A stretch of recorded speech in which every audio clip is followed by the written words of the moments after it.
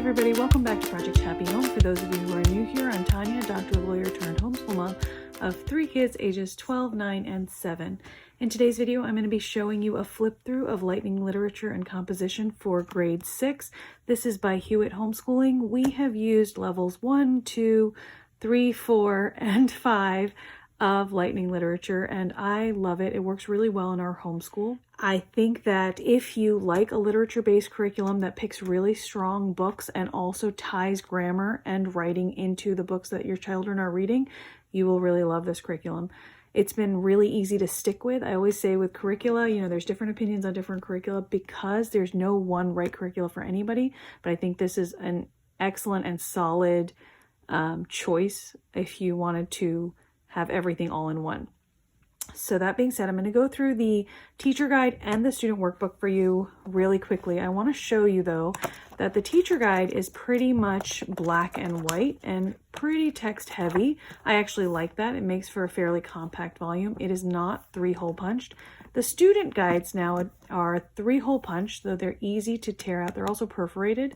They're also much more colorful and less text heavy. Now, obviously, the higher up in grades that you get, the more text heavy these books become.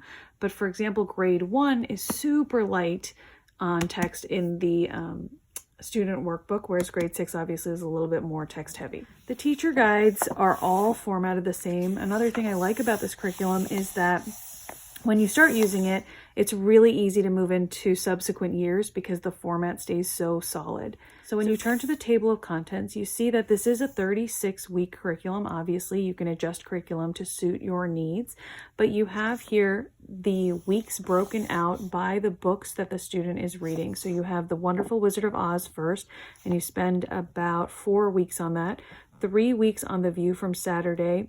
You have a poetry unit, which I'll discuss. They're interspersed throughout. You have The Wednesday Wars, Pax, A Long Walk to Water, Yellow Star, Roll of Thunder, and then finally The Wind in the Willows. Now, I like that the book choices for Lightning Literature are generally very appropriate for the grade level, meaning that if your student is reading at grade level, they generally will be able to do all the reading on their own. However, if they're not, you're always welcome to read aloud to them. For example, in grades 1 and 2, they often say, even in the teacher guide, if your student isn't comfortable reading this material yet on their own, use it as a read aloud. So it works both ways. You'll notice that the weeks are not split up evenly based on the length of the book or what they're studying. They have a different number of weeks per book. Also, you'll notice weeks 8, weeks 18, 25, and 30 are poetry units. So there's 4 weeks dedicated to poetry. One of my favorite things about Lightning Literature has been their poetry units. I think they stand alone as a really nice introduction to the study of poetry for students. I kind of wish they would offer all of their poetry weeks as a separate curricula for people who perhaps don't want to do a literature-based curriculum but still want to have a really robust poetry curriculum, because that's something that's a little bit hard to find. So here you have how to use the teacher's guide. It goes through the different portions of the teacher's guide, especially the book discussion at the end. They go through grammar and mechanics, and note about sentence diagramming. It definitely says if you don't want to do sentence diagramming, you don't have to. However, it does lay out why the author thinks that it's very helpful to learn diagramming. If you've used anything like Michael Clay Thompson, you know there's different ways to do diagramming. Sometimes people can get hung up on where the dashed line goes versus the dotted line. I think it's much more important to create symbols and tools and a style of diagramming that works for you, so that you can see that the student understands the different words and sentence parts and how they interact together. After using 5 levels of Hewitt Homeschooling, I will definitely say that I think the composition portion is the least strong portion of this curricula. I think the grammar and mechanics, the poetry, the sentence diagramming, all of that is incredibly strong. I think the book discussions, the literary elements, the discussions of theme and setting and characters, all of that is remarkably strong. The composition portion, I think, works really well for a student who's already really good at writing. It does not offer like a plethora of graphic organizers or anything like that. It definitely sets out a very manageable schedule, but it sort of says, you know, now you're going to outline this, and now you're going to write this. And if your student needs more hand-holding than that, a little bit more structure than that and scaffolding, you might want to supplement with another composition program as well. So here you have week 1 at a glance, and I'm just going to go through 1 week in the teacher guide to show you how it works. You have the book for the week listed on the first page, what chapters you're going to be going through that week, and also any optional materials. So here it says notebook for language arts notebook, information on Kansas lions and tornadoes, materials for making a scarecrow, and the Wizard of Oz movie if you wanted to see the movie, and then complete the grammar pages on nouns, and your composition is to begin a fairy tale. In the teacher's guide, you have it split up by the days. So you have day 1, day 2, day 3, and day 4 and day 5. Day 5 is generally the free day to use however you want. Sometimes you'll have a composition assignment on that day, but you generally will not have a student workbook page. In day 1, it tells you exactly what the reading is, what the title of the chapters are, and then the answers to the reading comprehension questions that you can find in the student workbook. In the grammar and mechanics portion, you have the answers to the workbook page as well as a short summary of what the student was learning, because the teaching is done in the student workbook. In the composition section, it will give you a little look ahead if you need it. So for example, here it talks about how weeks 3 and 4 is a compare and contrast paper, and they recommend watching the movie before so that they could compare the movie with the book. This week and next, they will write their fairy tale. It's like a nice creative writing assignment to ease them into composition for the year. Day 2, again, is formatted exactly the same way. You have the literature, the reading, the answers to the reading comp questions, the grammar and mechanics, and then the composition assignment. Day 3 follows the same exact format. Day 4 follows the same format, and then day 5 is for you to explore on your own. After the 5-day lesson plan, it says extending the lesson. And here they give you ideas on how to make this curriculum even meatier. So you can learn a bit about Kansas, you can make a scarecrow, you can learn about lions, do a study of tornadoes, and they suggest watching the movie The Wizard of Oz. So they give you comprehension questions in that area as well. After those 5 days and extending the lesson, they move straight into week 2, and you have that same format extending all the way throughout the book. So it's very easy to follow along with. I generally just keep a flag in there and move along. Before I move on to the student book, I wanted to show you what happens at the end of each of these books. So when the student finishes reading it, so this is week 4 for The Wonderful Wizard of Oz, you do have a literature section called book discussion. And that really is an invaluable section for teaching the literature portion of the reader. So it goes through theme, story, all the characters, the setting, the external details, internal details. It gives you discussion points within these sections. So it's not just talking to you. It says, discuss some of these creatures. Do you think they're allegorical, or did he just enjoy creating imaginative beings and places? It explains what allegorical means. It goes through internal details, conflict. It gives you suggested questions. Again, you can ask the students to name some of these characters or conflicts that she experiences. And then it has symbolism. The discussion of these literary elements is very, very strong in Lightning Literature. It's one of my favorite parts, as I said. So moving on to the student workbook. The student workbook is quite hefty, if you'll notice. I believe this one is probably almost 500 pages. Let's see. Yeah, it's more than 500 pages. It's 579 pages.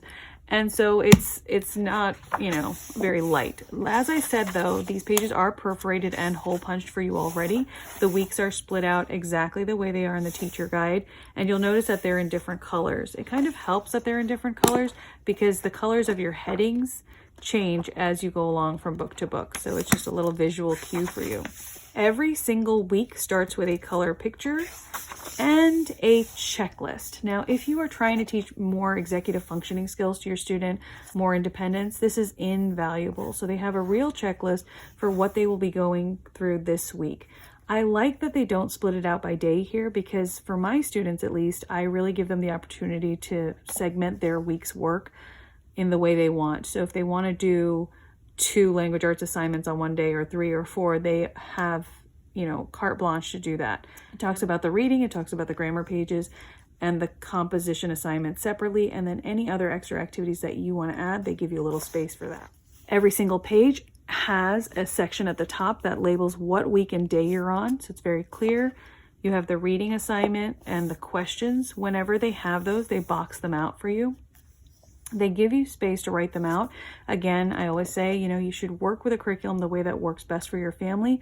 A lot of times we don't write these answers out. We just talk about them and move on. That way it keeps it moving. They have more time for their composition assignment. You have the grammar assignment here. And like I said, the workbook is the textbook. So you have a lot of text to teach them about the concept, about a page and a half.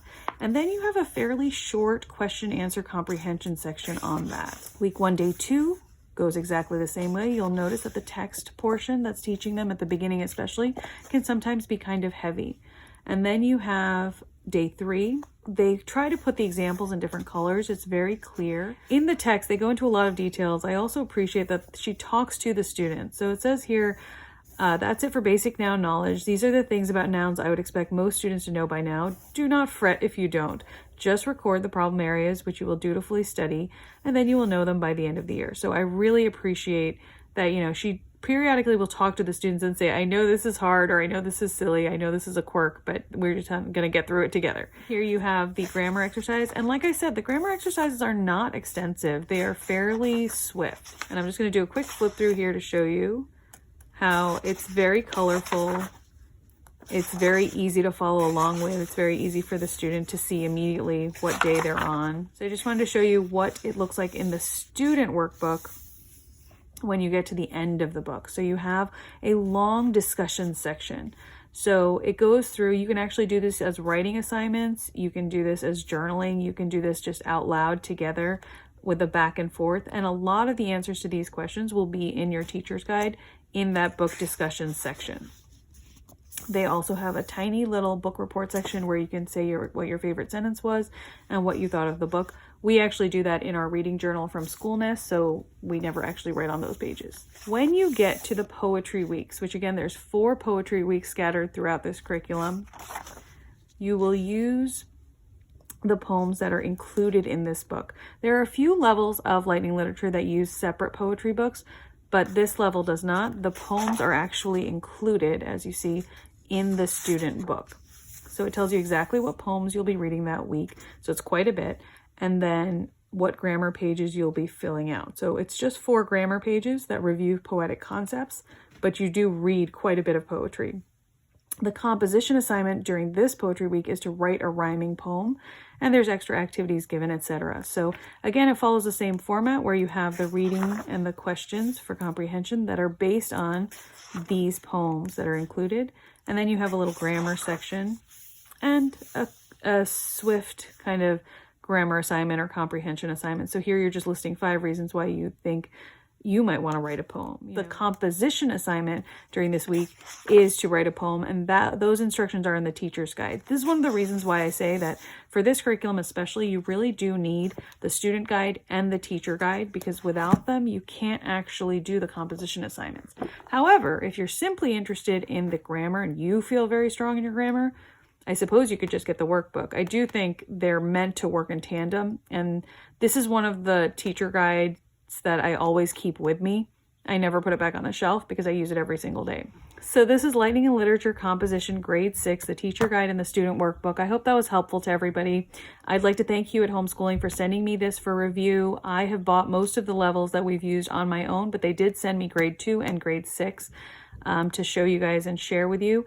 And I really appreciate it because I would buy this on my own any day of the week. I think it has been one of my favorite curricula that I've ever used in our homeschool. We really like literature-based curricula. We really like discussing literature with each other. And this has given my kids all the vocab that they need to intelligently discuss a book and piece out the literary elements, etc. I also think it is an excellent, march through all the grammar concepts you would need without having excessively long grammar lessons. 5 stars from me for Lightning Literature and Composition, really one of my favorites. And thanks to Hugh at Homeschooling for sending it out to me.